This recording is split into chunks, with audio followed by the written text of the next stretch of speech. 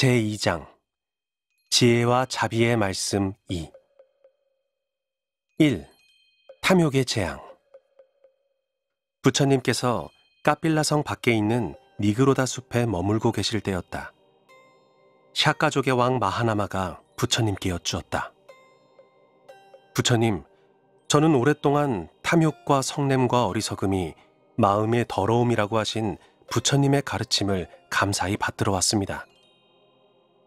그러나 아직도 그와 같은 번뇌가 제 마음을 사로잡을 때가 있습니다. 그래서 저는 무엇인가 제 마음에서 버려져야 할 것이 아직 버려지지 않고 있다고 생각됩니다. 그렇소 마하나마여, 탐욕과 성냄과 어리석음이 아직도 당신 마음에서 가셔지지 않았기 때문이요. 만약 마음속에 그와 같은 번뇌가 말끔히 가셔졌다면 당신은 가정에서 살지 않을 것이며 또 갖가지 탐욕에 허덕이지 않을 것이요. 탐욕이란 어디를 가도 만족할 줄 모르는 것이요. 탐욕은 고통으로 가득 차게 하는 것이요. 우리들을 절망의 구렁으로 떨어뜨리고 무서운 재앙을 불러들이요. 바른 지혜로서 그것이 그른 줄 알더라도 평안한 경지에 이르지 못하면 탐욕에 쫓기고 마는 것이요. 그것이 그른 것인 줄 바르게 알고 탐욕을 떠나 평안한 경지에 이르러야만 탐욕의 속박에서 벗어날 수 있는 것이요. 이것은 내 경험이오만 내가 깨달음을 얻기 전 탐욕이 우리를 절망으로 떨어뜨리고 무서운 재앙을 불러들이는 것임을 알기는 알았었소. 그러나 평안한 경지에 이르지 못했기 때문에 그 탐욕에 쫓기면서 지내왔던 것이요. 그 후 그것이 그른 줄 바르게 알고 평안한 경지에 이른 그때부터 비로소 탐욕의 속박에서 벗어나게 된 것이요. 탐욕에는 즐거움과 재앙이 있어. 탐욕에는 5가지가 있는데 마음에 드는 물건과 소리와 냄새와 맛과 감촉이 그것이요. 이 5가지 탐욕에 대해 기쁨과 즐거움이 생기는데 이것이 탐욕의 즐거움이요. 또 사람들은 여러 가지 직업을 가지고 살아가면서 추위와 더위, 바람과 비, 벼룩, 모기, 뱀들의 시달림을 받고 굶주림과 목마름의 고통을 받소. 그래서 낙담과 슬픔에 빠지게 되는 것이요. 아니, 그처럼 애쓰고 고생한 끝에 부자가 됐다 합시다. 이제 그는 부를 지키기 위해 전에 없던 걱정, 근심을 겪어야 합니다. 어떻게 하면 왕에게 몰수당하지 않을까, 도둑에게 빼앗기지 않을까, 불에 타지 않을까, 물에 떠내려 보내지 않을까, 어떻게 하면 귀찮은 친척들에게 뜯기지 않을까. 이와 같이 온갖 걱정을 하지만 마침내는 몰수당하고 빼앗기고 떠내려 보내고 뜯기기도 합니다. 그리하여 모두가 내 것이었는데 이제 하나도 내 것이 아니구나 하고 비탄에 빠지요. 이것이 탐욕의 재앙이요. 우리가 겪는 현재의 괴로움은 모두 탐욕에 기인한 것이요. 그리고 그 탐욕 때문에 왕은 왕과 다투고 브라만은 브라만과 다투며 부모는 자식과 다투고 형제끼리 친구끼리 서로 다투게 되는 것이요. 다투고 싸우고 욕질하다가 마지막에 몽둥이를 들거나 칼을 휘둘러 서로 죽이기까지 하니 이것이 탐욕의 재앙이요. 또 탐욕 때문에 사람들은 몸을 망치고 함부로 빼앗으며 간음을 행합니다. 왕은 이들을 붙들어 온갖 형벌을 가합니다. 채찍으로 갈기고 몽둥이로 치며 팔과 다리를 끊고 귀와 코를 자르오. 또 목에서 발끝까지 가죽을 벗기고 팔과 무릎을 쇠기둥에 못 박아 불을 지르오.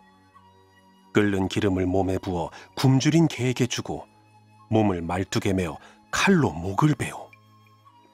이와 같은 고통이 모두 탐욕의 재앙인 것이요. 마하나마여, 사람들은 이 탐욕 때문에 몸과 말과 생각으로 갖가지 악을 지어 죽은 후에는 지옥에 떨어져 온갖 고통을 받소. 이것이 다 탐욕의 재앙으로서 미래의 고통 또한 탐욕을 원인으로 하여 이루어지는 것이요. 마하나만은 부처님의 말씀을 듣고 기뻐하면서 돌아갔다. 중아함 소고온경 2. 세속에서 떠나는 법. 부처님께서 강가강을 건너 앙가국 아빠나라는 마을 밖 숲속에 머물러 계실 때였다. 하루는 거리에 들어가 밥을 빌고 숲으로 돌아오니 부유한 상인 뽀달리아가 양산을 받고 신을 신은 채 숲속을 거닐고 있었다. 그는 부처님을 보자 가까이 와서 인사한 뒤 앉지도 않고 머뭇거렸다. 부처님께서 그를 돌아보고 말씀하셨다. 장자님, 자리가 있으니 앉으시오. 뽀달리아는 장자라고 불린 것이 못마땅해 잠자코 있었다. 부처님께서 거듭 권하자 입을 열었다. 부처님, 나를 장자라고 부른 것은 마땅치 않습니다. 그래도 당신은 장자의 차림을 하고 있지 않소. 나는 처자와 살림을 버리고 세속을 떠난 사람입니다. 당신은 어떻게 처자와 살림을 버리고 세속을 떠났소?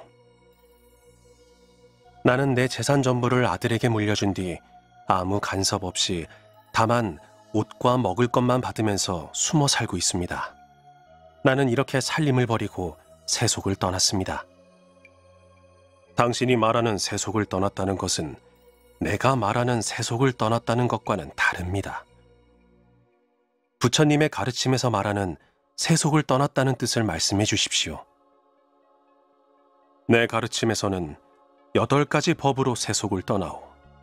그 8가지란 산목숨을 죽이지 않고 남이 주지 않는 것을 갖지 않으며 거짓말을 하지 않고 화합을 깨트리지 않으며 탐욕을 버리고 성내지 않으며 시기하지 않고 그리고 교만을 버리는 일 등이요. 그러나 이것으로도 세속을 완전히 떠나는 것은 아니요. 세속을 완전히 떠나는 법은 따로 있소. 그 법도 말씀해 주십시오. 장자님, 이를테면 굶주린 개에게 살이 조금도 붙어있지 않은 뼈를 던져준다면 개는 굶주림을 달래지 못할 뿐 아니라 그 뼈로 인해 피로와 고달픔이 더할 것이요. 내 제자는 이 뼈의 비유처럼 바른 지혜로 쾌락을 잘 살펴 그것은 고통과 불행의 시라고 사실대로 알아 오욕에 집착하는 마음을 버리오. 독수리나 솔개 같은 날짐승이 고깃덩이 하나를 가지고 날아갈 때 다른 사나운 새가 쫓아와 그것을 덮치려 한다면 새들이 그 고깃덩어리를 버리지 않는 한 서로 싸워 죽거나 커다란 상처를 입게 될 것이요. 또 타오르는 횃불을 들고 바람을 거슬러 올라갈 때 그 횃불을 버리지 않는 한 손을 대거나 타 죽게 될 것이요. 향락은 꿈과 같아 깨어보면 아무것도 없소. 무서운 독사를 보고 손을 내밀어 물라고 할 사람은 없을 것이요. 남의 돈을 함부로 빌렸으면 마침내는 빚쟁이에 몰려 곤란을 당할 것이요. 나무 열매가 익은 것을 보고 올라가 따먹고 있을 때 누가 도끼로 나무 밑동을 찍는다고 합시다.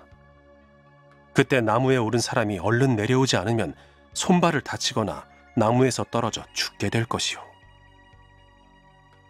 이것이 모두 탐욕과 쾌락에 대한 비유입니다.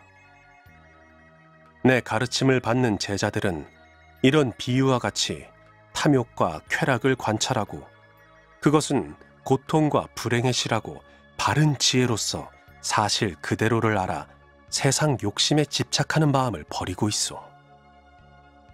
내 제자들은 이렇게 해서 얻은 청정으로 이 세상에서 해탈을 얻소.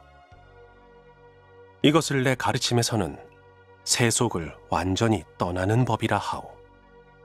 당신도 이와 같이 세속을 떠났습니까?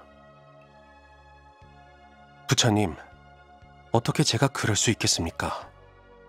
저는 이전에 다른 가르침에 빠져 모르는 것을 안다 하고 아는 것을 모른다고 해왔습니다. 그러나 이제는 모르는 것을 모르는 줄 알고 아는 것을 아는 줄 알았습니다. 부처님께서는 저에게 사문에 대한 사랑과 믿음과 존경을 가르쳐 주셨습니다. 저는 오늘부터 목숨이 닿을 때까지 부처님의 가르침을 따르는 신도가 되겠습니다. 맞지마 니까야, 오딸리아스타.